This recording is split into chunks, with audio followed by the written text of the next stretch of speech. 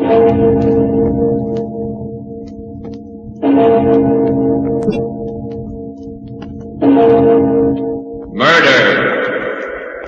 at midnight. You fool! You idiot! I'll fix you! I'll take you back there and... A razor! No, don't! I told you not to touch me.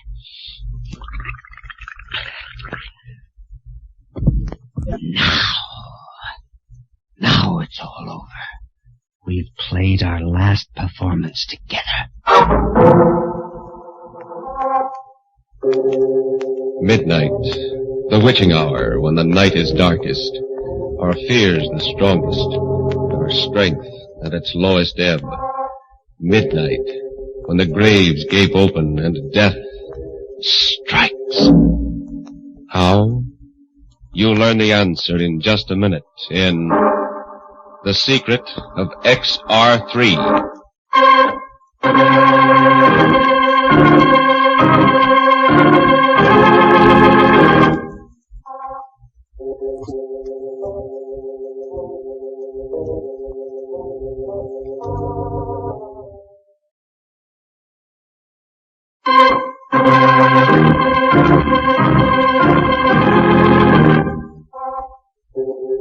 And now, Murder at Midnight.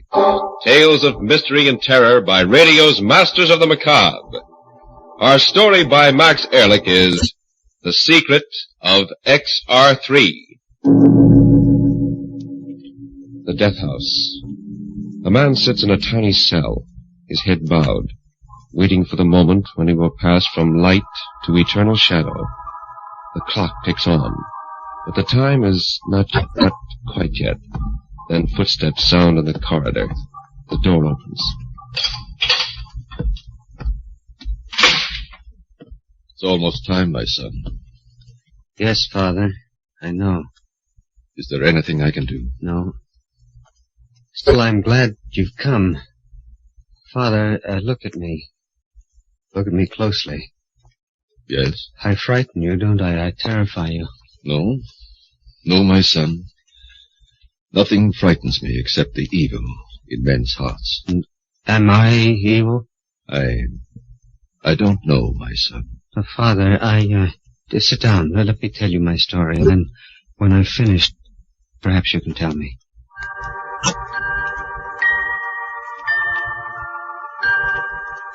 They call me Gorgo. All my life I've been a little man, only 3 feet high. Perfectly normal in every way, you see, except for my height. Perhaps you saw me down at the Century Theater not so long ago, the vaudeville team of Petrov and Gorgo, acrobats supreme. Petrov was a huge, ape-like man who tossed me through the air like a rubber ball. The audience liked the act. The contrast between the big Petrov and the little Gorgo intrigued and amused them. And on the stage, I laughed and smiled and went through my tricks like a happy little fellow. But in the dressing room, it was different. I did not like your performance tonight, Gorgo. But what was wrong with it, Petrov? You were slow. You landed too heavily.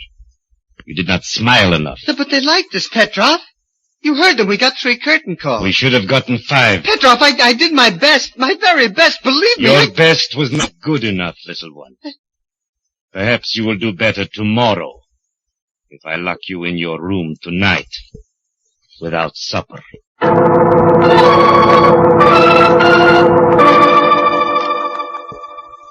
That was Vladimir Petrov, a gorilla of a man and master of my body and soul. How I hated him. How many times I wept in the silence of my room. All my life I had walked in the shadows of bigger people. See, all my life I had looked up instead of straight ahead, endured the stares of the curious and sensed the pity that was in their hearts. And that was why I used to wait in the alley near the stage door between performances, because it was dark there. I loved the dark. It protected me and hid me from those who stared and mocked. One night... I beg your pardon, you were Gorgo? Yes? My name is Dr. Mead. I saw your performance earlier tonight. I was just coming in to see you. Yes? What about? I happen to be an expert in glandular work, particularly in the function of the pituitary or growth gland. I think the results of my recent experiments will interest you. I don't understand, Dr. Mead. Did you ever hear of XR3? XR3? No. Well, it's an extract, synthetic, I discovered about 2 years ago. In my experiments to date, whenever I injected it into stunted or dwarfed animals, they grew. They grew? Yes. You mean to normal size? Well, by using controlled doses, yes. You mean if you could do this with animals, then you could... I don't know, Gorgo. I think the time has come to try. Except for your size, you were perfectly formed, just what I've been looking for. I came to ask you if you'd volunteer. Yes. You understand, I can't guarantee a thing. I understand, and that doesn't matter. Dr. Mead, you don't know what it means, even a chance to grow to normal size. One thing, though, I must have your written permission. My permission? Yes, Dr. Mead, I'll give it to you gladly. I'll do anything. You speak a little hastily, do you not, Gorgo? Petrov. Yes, little one. I'm sorry, Dr. Mead.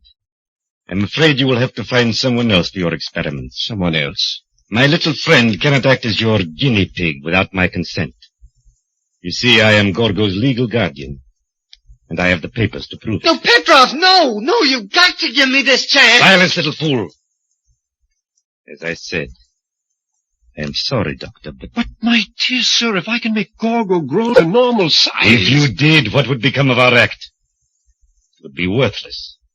The people come to see Big Petrov and Little Gorgo. Do you mean to say, Mr. Petrov, that you would let your vaudeville act stand in the way? Yes. I spent years building the team of Petrov and Gorgo. Do you think I am going to let you ruin my investment now? Petrov, please let him do it. You've got to. Shut up, you little fool, and get inside. Petrov! As for you, Doctor, I wouldn't advise you to come around here again. This was a blow I could not stand. Dr. Mead had opened a prison door for me, and Petrov had slammed it shut again. I resolved then that come what may, I would have my chance. The very idea of the XR3, of becoming a man like other men, made me drunk and gave me daring. One morning, while Petrov was away, I paid a visit to Dr. Mead at his office and begged him to try the experiment, without Petrov's permission. I'm sorry, Gorgo, but I cannot. The experiment would be very delicate if anything should happen without your guardian's legal permission. No, I'll run the risk, Dr. Mead. I'll be glad to. I'm sorry, but it can't be done. I see. Dr. Mead. Yes? Just what does this XR3 look like? Well, I made it up in capsule form. Here, I have a whole bottle of the capsules in my desk drawer. As you see, they're green in color. So those are the magic capsules. Thank you for letting me see them, Doctor. Thank you very much.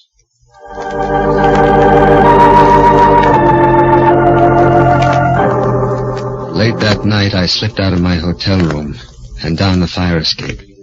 Keeping in the shadows, I went to Dr. Mead's office and climbed through the grilled bars in the window. It was easy for a man of my size, and when I left, I had the bottle of XR3 capsules in my pocket. Well, that was Saturday night. I took one capsule, and then another. They made me ill, lightheaded. Then I fell into a deep sleep. And then a knock on the door awakened me. Who is it? Petrov, why are you sleeping so late? I don't feel well. Ah, my little one does not feel well. Let it be. Please, Petrov, I want to sleep. Very well. Today is Sunday and there is no performance. But tomorrow, my little Gorgo, you had better be in the best of health, understand? Otherwise, I'll see that you really become sick. After he left, I fell into the deep sleep again.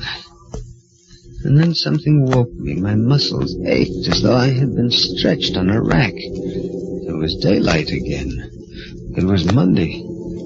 My pajamas seemed uncomfortably tight, and I looked down, and the sleeves only reached my elbows. I stared, and my heart stopped beating. Then I remembered the XR3. Like a drunken man, I staggered over to the mirror, looked. Yes, I had grown. My pajamas were stretched to bursting. I was growing. I was at least 5 feet tall. 5 feet tall! It was almost time for the performance now. Petrov would be coming for me any minute, and I didn't want him to see me. Not yet. So I piled furniture against the door and waited. All right, Gorgo. Time to go to the theater. I can't go, Petrov. Not tonight. I'm still sick. What? You little swine, do you think I'm going to postpone a performance because you're sick? Open the door. No. Petrov, no. Don't come in. Don't come in. You little fool. I'll break every bone in your body. I had the key, and I heard it turning in the lock.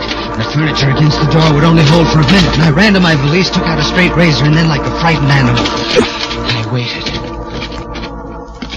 Barricade the door, will you? I'll show you what it means to be. Now, my little... Gorgo. In the name of heaven, what... Yes, Petrov. I got it. I stole the XR3, and I took it. Now, you see... You idiot. Do you realize what you've done? You've ruined the act. You've ruined it, do you hear? Yes, but I'm a man now. I'm a man, not a dwarf. They won't stare at me now. They won't... No? That's what you think. If that doctor could make you grow, he can make you small again. Smaller than ever. No, Petrov, no! Yes, Gorgo. You've grown, but not so much that I can't handle you. We're going to see him right now. Petrov, no! Let me alone, for heaven's sake! Don't struggle, you... Razor! No, don't! I told you to leave me alone. I told you. And now it's all over. We've played our last performance together, Petrov. A doomed man, sitting in a death house, pauses in his story, recalling the first time the clock struck 12 for... Murder at midnight.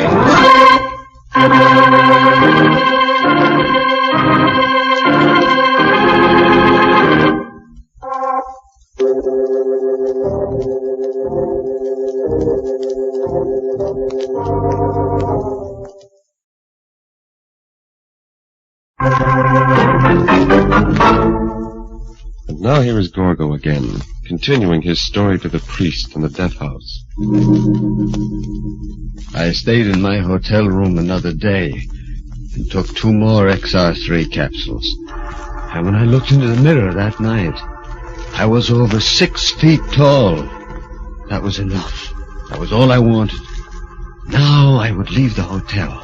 They'd never know who killed Petrov. They'd be looking for Gorgo, a 3-foot midget.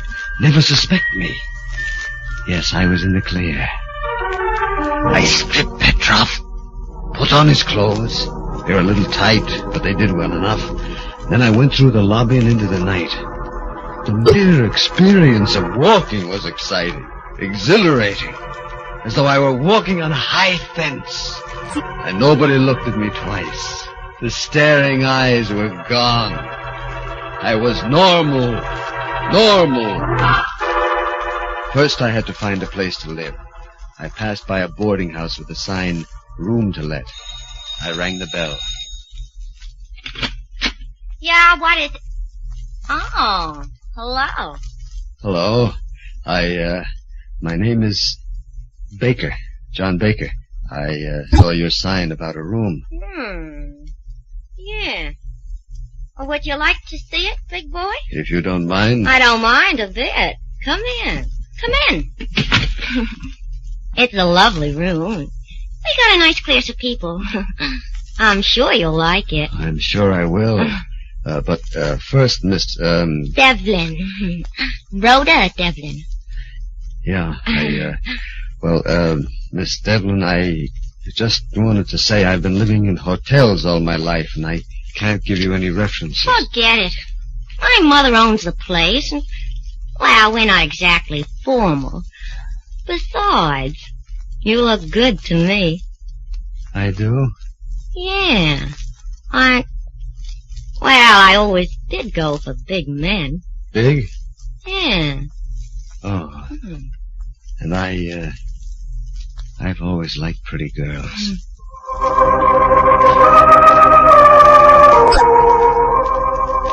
This was a dream come true. I was a normal man, and a normal girl was attracted to me. She was blonde and blue-eyed, and her head came up to my shoulder. A week passed.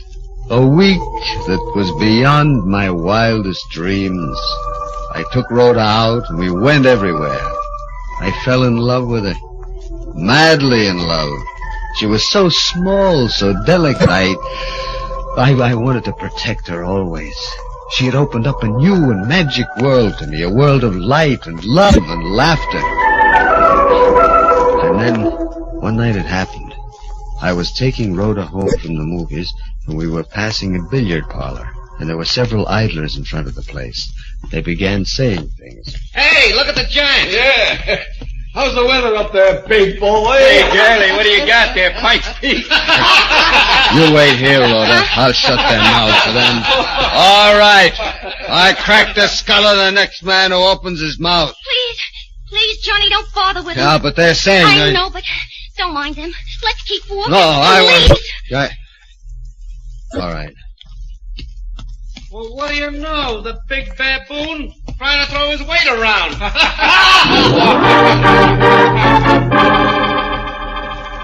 I wanted to smash their jeering faces, knock them down. But Rhoda and I walked on to her mother's boarding house, and she was strangely silent as we entered the dimly lit foyer. She hadn't said a single word since we had passed that billiard parlor.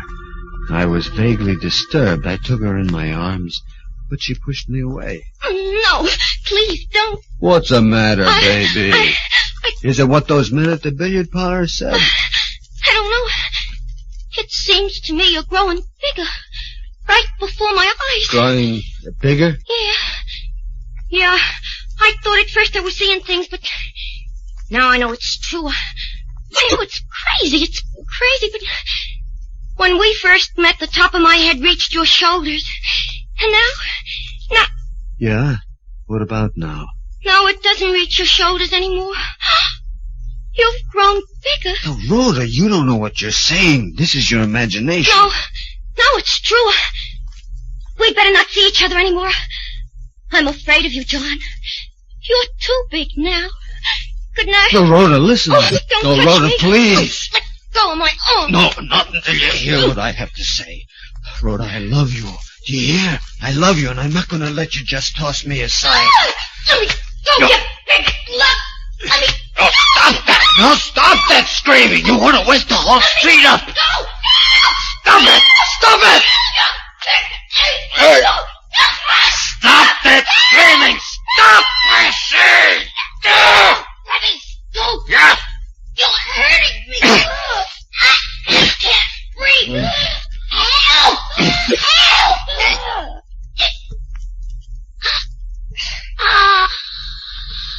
Hey, Rhoda. Rhoda! Rhoda! No. Her lifeless body sagged in my arms. I'd forgotten my own strength, and in my fury I'd strangled her. Like a man in a dream, I lowered her body gently to the floor and then turned to look at my reflection in the full-length mirror in the foyer.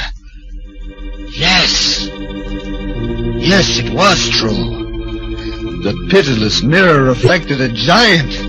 I'd grown at least 6 inches. The XR3 had continued its work, was making me grow even now. Now I was a freak again. They stared at me again and pitied me. The beautiful, normal world I had so briefly enjoyed came crashing down over my ears.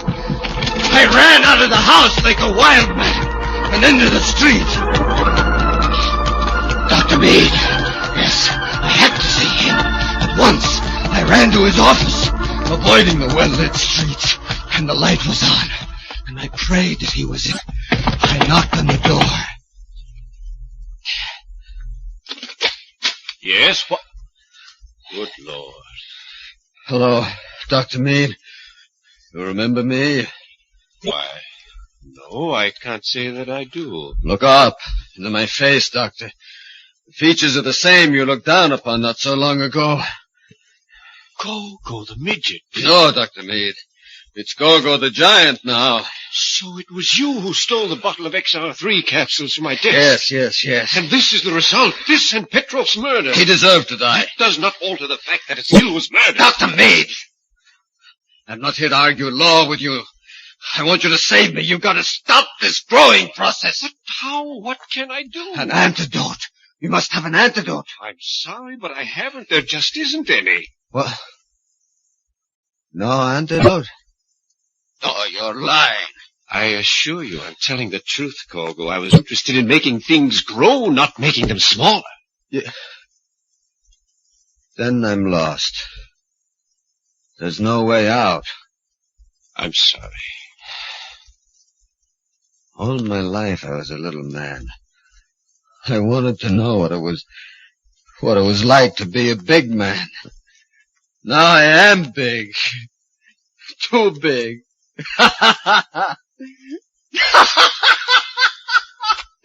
Isn't that amusing, Doctor? Too little and then too big. Like the swing of a pendulum.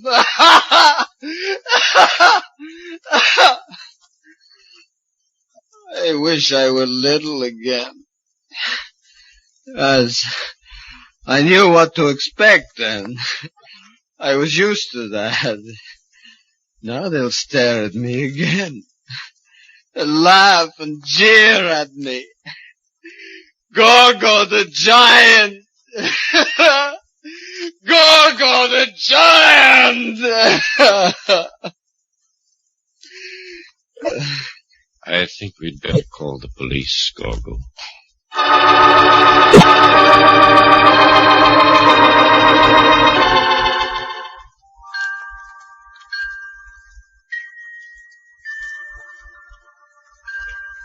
Well, Father, that's my story. See, that's why I'm here in the death house. Now, tell me, am I evil? No, my son. You have been unfortunate, but not evil. You have sinned, yes. But you have been sinned against, too, and they're coming for you, Gorgo. I hear. And I'm glad. Glad? Yes, glad. I don't mind dying now. This world, Father, what has it ever meant to me? But there, in the next world, there no man will be strange, and all will be equal. And perhaps there I will find peace.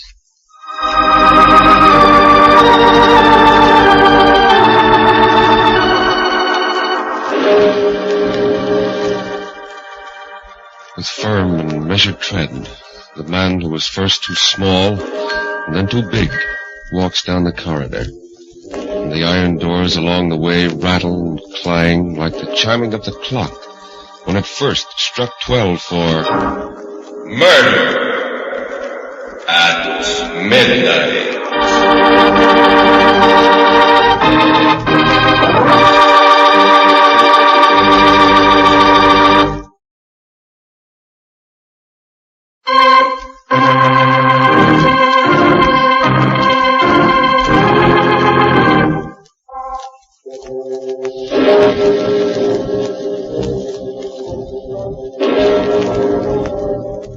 Remember to be with us again when death walks through the darkness with giant strides, and the clocks strike 12 for Murder at Midnight.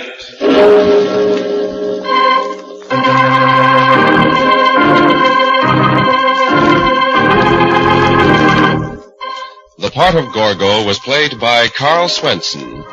With music by Charles Paul, Murder at Midnight was directed by Anton M. Leader.